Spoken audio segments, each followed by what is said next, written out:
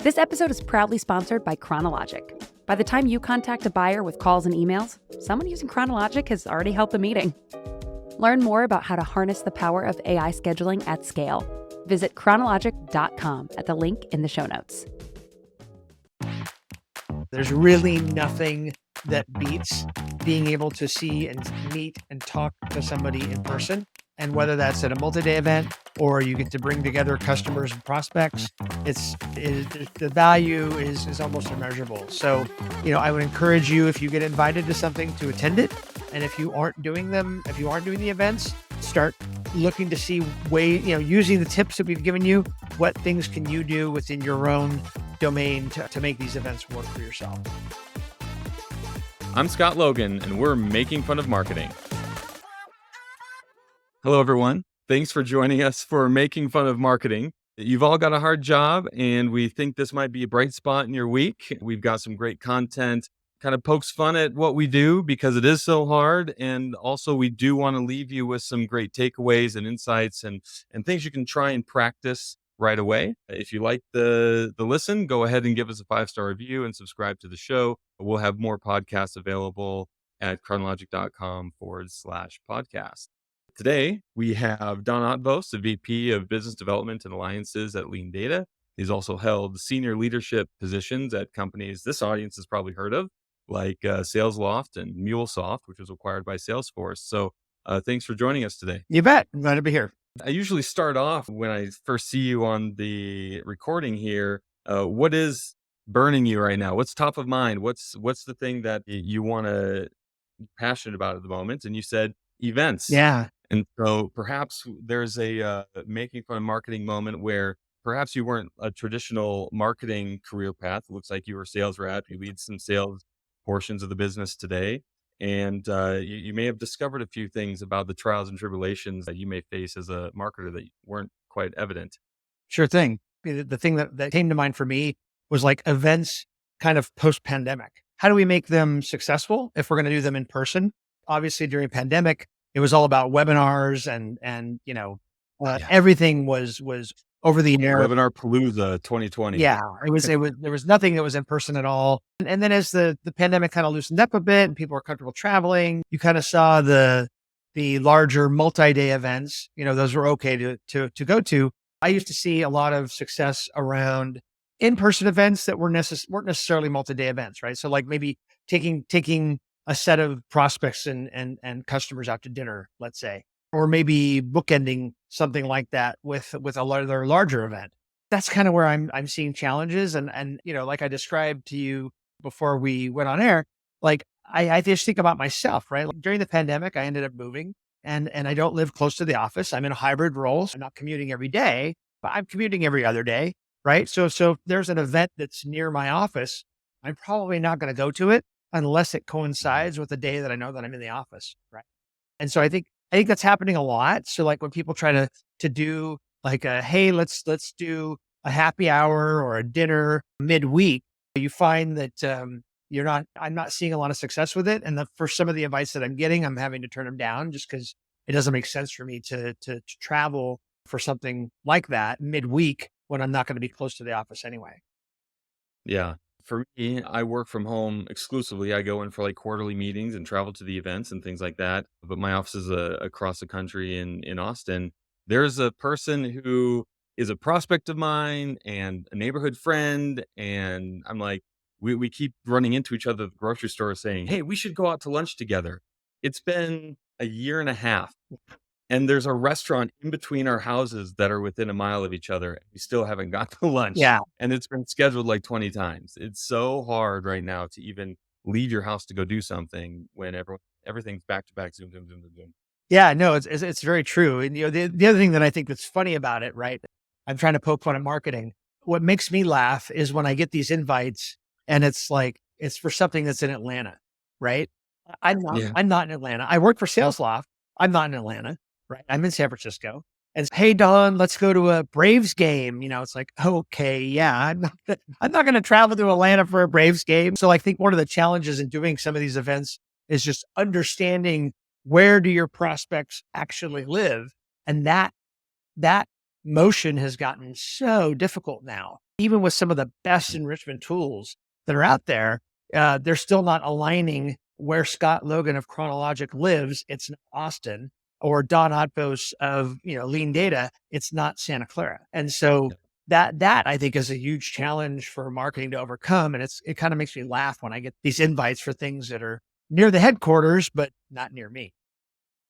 Yeah, yeah. I've always said with my demand gen teams, you could have the best campaign in the world, but if you don't scrub your data and clean it and validate it, it's going to be a disaster no matter what. Yeah. And even if you do that, it still might not turn out. For instance, I've always done, until the last like 5 years of my career, roadshow series.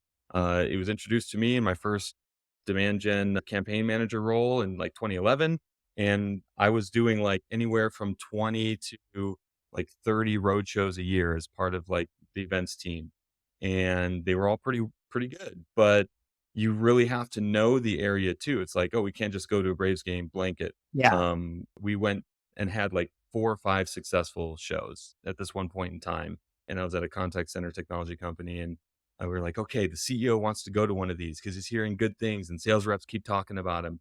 And so I go, Chicago, that'll be a great one. Well, it was in downtown Chicago. Guess what? Everybody was living in the burbs and no one wanted to touch downtown with a 10-foot pole. Right.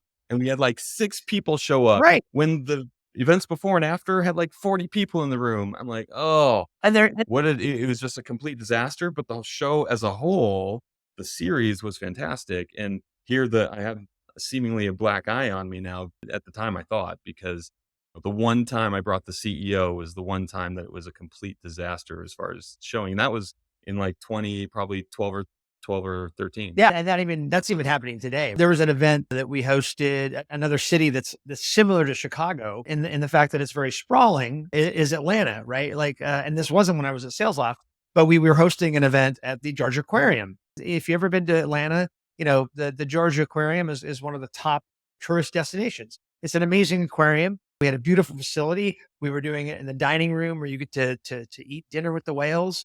And I did all of the homework. I tried to find everybody that I knew that lived in the Atlanta area. And I did as many events as I could. And if you're familiar with Atlanta at all, the Georgia Aquarium is in the perimeter, and there is no way you're going to get somebody that lives in the suburbs to come downtown midweek to go to an event at the beautiful Georgia Aquarium. If people are going to invest in trying to do these in-person events, there's a lot of lessons to be learned about your venue, what city you're doing it in, and then really having an understanding of where your personas are actually physically located, regardless of the headquarters. Yeah, yeah, for sure. All those things. I think those things were all still very true pre-pandemic as well. So post-pandemic, are you alluding to hell with events, throw them out the window if they're in person, or what's your viewpoint right Yeah, now? and I still want to find a way to make it work. I'm not seeing a lot of success with it. I think nothing beats, being able to share a meal between your prospects and your customers in the same room, right? On a Zoom that matches that. And Mhm. it's that kind of, commiseration and camaraderie around wine and food that it doesn't, there's no match to it that I can think of. I'm still trying to figure out ways to make it work. One of the things that we're thinking of doing is do what we call like a wraparound event. So like, for example, if we know we're going to go to a multi-day event, and, we're able to get the list of attendees, and we can figure out from that list of attendees, which ones are customers, which ones are prospects, and then find a nice restaurant near the venue where this multi-day event is happening. And then maybe the night before, when we think, okay, everyone's going to come in the night before, why don't we invite them to dinner that night? Yeah. That we've done and had some success with. So I think there's still a way to do it, but still trying to figure it out. Yeah, so I think, like you're saying, the value is immense. And as people, I'm sure, who are listening have gone to some events, and you just get like awestruck with how you remember how important it is to have those conversations. Learning from the sessions, you can pick up a few things, but learning from someone you run into at the coffee line is way more Oh valuable. yeah. Do you have any ways that you're looking at, since you're running some of the biz dev teams, to get more out of the events you're going to? We talked about the dinners Yeah. pre post on the boring night, but how about while you're there? So one of the things that I've started to do is, because when you go to these events, it's no one really uses business cards anymore. Normally what Mhm. I'll try to do is, like, if I'm connected with somebody, I'll try to remember to send them a LinkedIn email or a message. Well, normally a LinkedIn, because that's really the best place to do it. If someone goes, "Hey, do you know Scott Logan?" It's like, "Oh yeah, I do." And then I look at the LinkedIn message and I can remember, "Oh, okay, I Yeah, saw Scott. I met him and I connect with him this event." So that if I have to reach back out for anything and make an introduction to somebody, I have that little nugget to trigger my memory and trigger your memory, whoever I'm connected with, of like, "Oh yeah, I did meet Don at this event. Oh yeah, it was a great experience. And we want to do more," or whatever. like the 'Cause hidden note taker. yeah, because otherwise you meet all these people and then you forget about it, 2 weeks. Yeah, And so I'm trying to yeah. figure out ways that I can make sure that I make those connections and then keep those connections, because that's the value of doing these in-person events, is to remember days and weeks after the event to go back and, interact with that person, and whatever was the bonding moment that you had when you connected with them. So on that days and weeks after the event, the business development part of your title, are you running a BDR team, some inside reps? What does that mean in Yeah. your role Yeah. specifically? In my role, I do all of our partnerships. Our partnership with Salesforce, obviously, for LeanData, they're our number one. If you're not a customer of Salesforce, you're not going to be a customer of LeanData. And then all of our technology partnerships, like what we do with ChronoLogic, and then all of our systems integrations partners. So that all falls under my umbrella. Okay. So you're going to those events and you connect with them, you send them a quick message right then and there. And what is typically the motion you would suggest, like someone managing BDRs or someone who has some inside reps and they're a sales leader, to do more than just call email after the, because I guess what I get frustrated with on the marketing side is this motion that we've been doing forever, and I'm guilty of it too, is you get the scans and then you go home, scrub the list, and then I always had a meeting with the sales reps to make sure who talked to who, Yeah. and then who stole the business cards and put it in their pocket because that's the hottest lead. Be like, hey, you keep the card, Yeah. you keep the lead, but at least tell it to me Right. so I can attribute it to the show and we Right. can, have a bigger sponsorship. Because my bullshit's been called a few times when I said, well, we're not going to go to the show again. And a rep who's been there 10 years goes, oh, yeah, we are. And you don't get my business cards. I'm keeping those. And I'm like, okay. that So that you're right. that But that maybe I means can spend more money for that is a you if you give frustration, me the right? That names. I have seen that happen. My biggest thing with SDRs is, if you get the privilege of going to an event, right? And as an SDR, it is a privilege, right? It's, you're on the phone all the time. So getting to go to an event, that's like a little bit of a change up to your job. You want to be able to Mhm. shine in that role. Well, the best way that you can shine is to make sure you scan as many people as you can and take as good of notes as you can on the person that you're scanning. Don't be that sales rep that pockets the business card and then doesn't do anything with it. Yeah. Yeah, absolutely. I'm also a fan of having a quick in booth huddle Oh yeah. before the show starts. Oh, Still, absolutely. here's the best practices. Here's what we're going to do. Here's how we're going to get people in, remind people to, because you get the junior folks to go out there. They've never been to a show before. And if they were hired in sales in the last 2, 3 years for the first time, they've probably never been to a show and they've been in sales for 3 years. They don't know the motion of just like step in front of them and say hi and force them to be rude to you. Yep. 9 times out of 10, they're going to start a conversation if you just start one with Yep. them. Oh On yeah. the marketing side, Oh yeah. sales reps can just say, "They suck. That event sucked. No, I didn't get any leads from it." And then or they could praise you, Yeah. but it makes no difference to them. Yeah. And the other reason I prefer to send SDRs and AEs to events Interesting. is Okay. because they're a lot more conscious of the overall effort of, if it's not your particular territory, you still want to do a good job in capturing the information for whoever's territory it is, right? And I think AEs tend to be worse than SDRs when it becomes, oh, it's not my lead, I'm not going to worry about it. Where you can train an SDR of like, hey, this is a team sport. This is an event for the company. It's not an event for your territory. Do well and treat every lead as if it was your own. Take the notes, Mhm. scan it, handle it with care, give it the care that you would give as if it was your number one lead from the event. And I think that helps drive the overall performance at the end of the day of how well an event is. Yeah. So in what we've described, Those are all better best practices if you're not doing those already. However, you still have the problem of the badge scan list gets taken home, gets cleaned up, gets thrown into a sequencing tool, and then what, 4 or 5 days later, maybe if you're fast, 2 to 3 days later, call email, call email, call email, call email, and that's when everyone else is doing the exact same thing. I've got a pro tip that I've used that I want your opinion Yeah. on, and it's I have already prepped a calendar file. You can just forward and change the name. Just give me your email right now, and then I'll send an invite to you, and I'll just pick a day in the future that's the following week Yep. and just send it to them with a quick note and a quick message. And when I do that, I'm finding that I can actually get somebody to accept that meeting right there while I'm standing in front Oh, of them. absolutely. Yeah. Oh, yeah. Because then you're erasing all of those middle steps that you're competing for attention with for everyone else that did the same thing at that event. So you're kind of up leveling your game by stepping in and making that appointment right there. What I tend to do if I'm at an event and I find something hot, I don't let it sit. Like I will literally Slack whoever the rep is while I'm in the booth, and I'll be like, "Hey, I'm standing here with person X who is the number one persona at your hot account. I'd like to book with them right now. Can I connect you now?"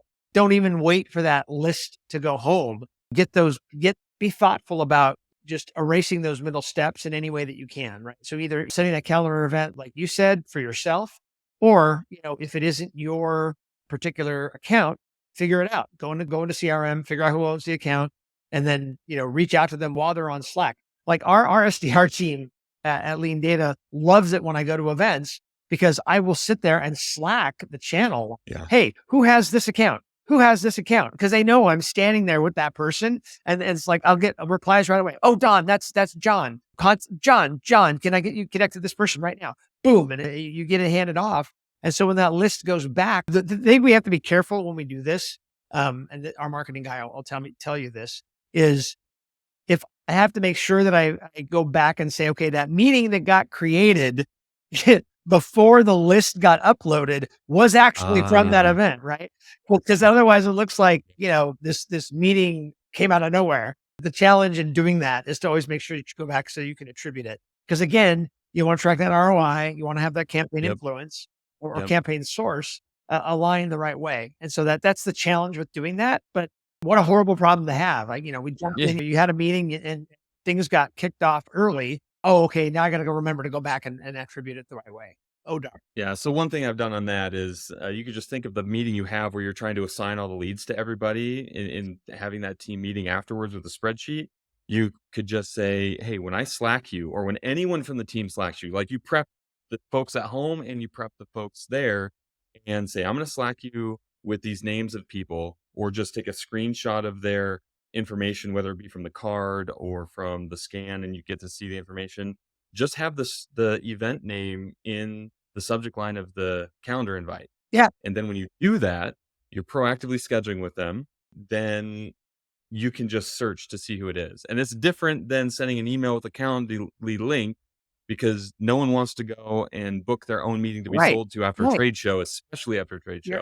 Just send it to them. You're adding a step by doing that. Our own product is how can I create a calendar on an iPad, right? Where I can actually have the person enter their information, have it route to the right rep, and have them book the meeting on the site on an iPad.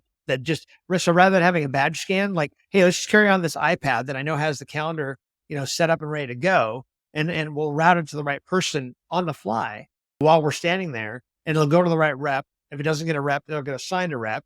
And then rather than scanning badges, all I'm doing is booking meetings. And that's the nirvana for an event, right? Yeah. Thank you for pitching Chronologic. That was definitely the plan. I will talk to you afterwards about doing that. But yes, that is Nirvana. And I've manually done that in other ways at other companies, which is why I ended up here. But that is the key, regardless of me just throwing that plug in there, because I love how you did that, because I've been doing that now for a year and it's been working great. You manually do it by having the Slack channel. You manually do it by Right. just booking it right there with someone on the site. You're compressing the time, but there's still more you can do. There's still more that I think we can do to get it so that rather than scanning badges, I'm booking meetings. And that's the ideal for going to an event, I think. I just want to share another pro tip that some people have said, well, isn't that kind of weird? And don't attendees think that's strange when you do that? And in my opinion, I don't really care what they think, but let me share it with you. Okay.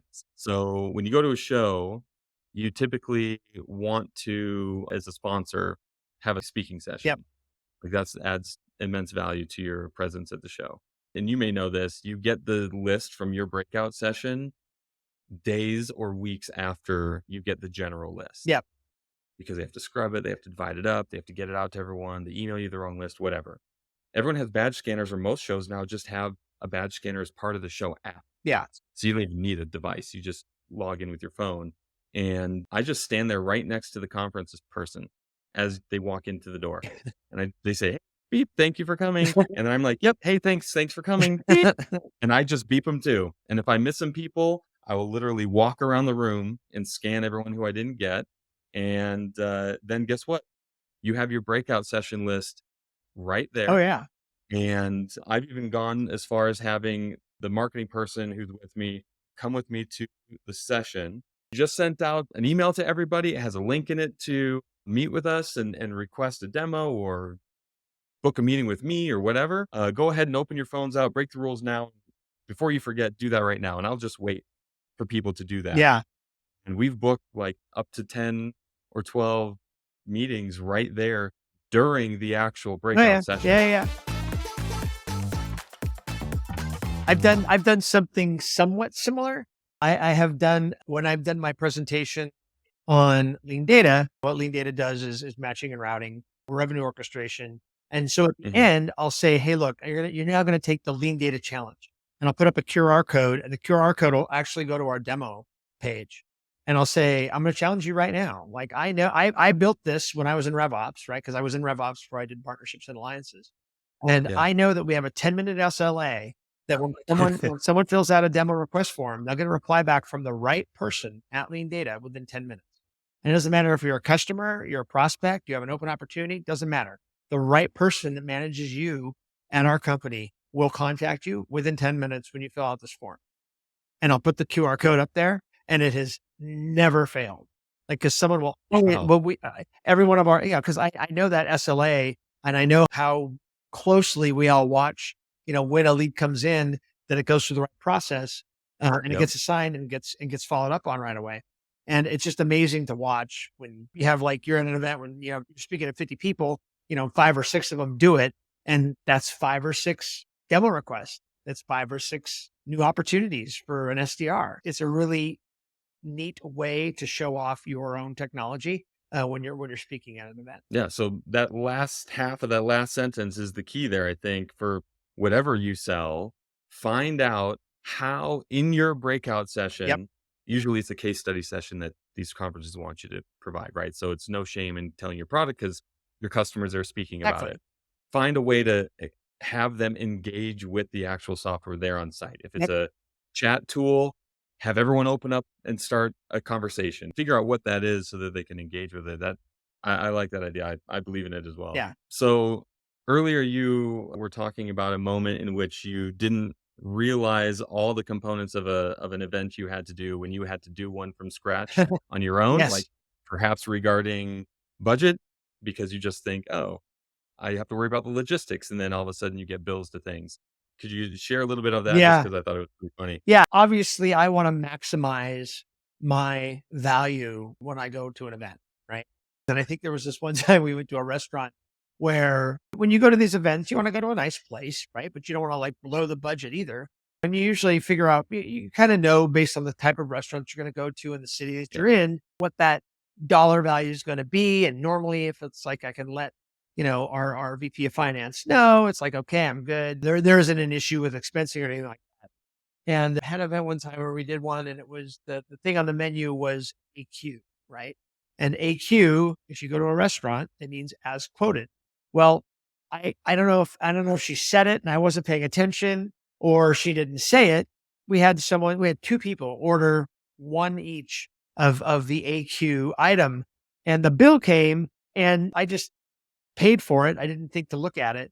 And when I went to expense it, my VP minus was like, what was this? Who ordered this? And I look back on it and it's like, whoa, it was like 1/3 of the bill was this one item that got ordered. My advice is, if you are doing these events and you need to keep an eye on budget, one of the tricks I've tried to do, there's 2 tricks. Because the other thing that gets carried away is drinks, right?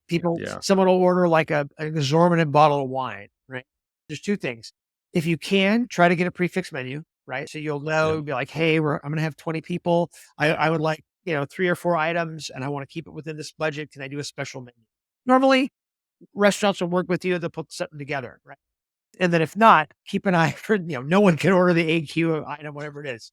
Yeah. The other thing is that I found, and again, restaurants will work with you if you have to do this, is in advance, find the wine list, either online or get there early and figure out a nice red and a nice white that's in the price range of what you want to spend, and order those bottles in advance, have them on the table, and then let the waiter know, hey, look, if anybody wants more wine, this is the wine, this is the red, this is the white that I want to use. That's actually a trick that our CEO told me. And that's worked really well as well. And it's no one's ever complained, right? I mean, it's just red wine, white wine. It can get out of control if you don't have that little valve on the front end to make sure that you're not turning it on where it's like, oh, order anything you want. And someone orders a $500 bottle of wine.